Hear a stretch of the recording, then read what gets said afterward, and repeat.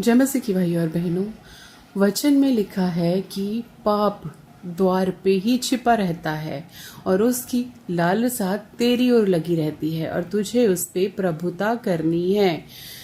हम वचन से सीखते हैं कि जो पाप है ना, वो द्वार पे है। मतलब एक sin, एक पाप आपके द्वार पे ही खड़ा है और देख रहा है कि कब आप उसको करो, कब उस पाप को आप करो। उसकी लालसा आपकी ओर है।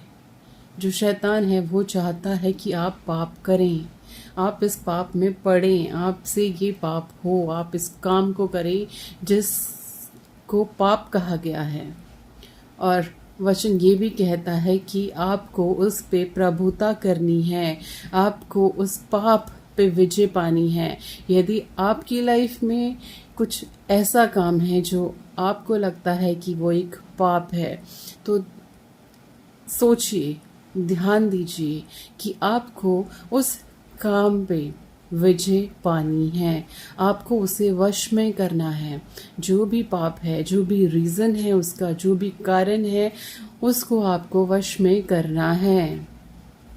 यदि आप गाली देने का पाप करते हैं तो आपको उसे वश में करना है।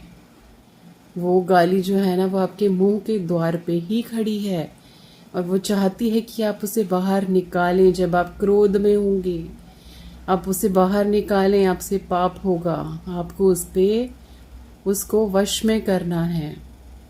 यदि कोई व्यभिचार में है, पाप में है, घृणित कामों में है, तो उसको वश में करना है कि उसको दोबारा आप नहीं करोगे। आपको उस पे प्रभुता करनी है। वो आप पे प्रभुता नहीं कर पाए, बल्कि आपको अपने उन सेंस पे, उन पाप पे, उन पाप भरे कामों पे प्रभुता करनी है। और ये कैसे आप प्रभुता करोगे? परमेश्वर के वचन में रह के, ये मान के कि प्रभु ने आपके लिए इतना किया है, तो क्या आप ये पाप परमेश्वर के लिए छोड़ नहीं सकते? क्या ये पाप परमेश्वर से बड़ा है? अपने जीवन में जो चीज़ इम्पॉर्टेंट है, जो ज़रूरी है, उसको प्राथमिकता दीजिए, उसको पहला स्थान दीजिए। पाप को नहीं, परमेश्वर को पहला स्थान दीजिए और पाप को अपने वश में कर लीजिए, अपने अंडर कर लीजिए कि वो आप पे प्रभुता नहीं, आप उस पे प्रभुता कर पाएं। जय मसीह की।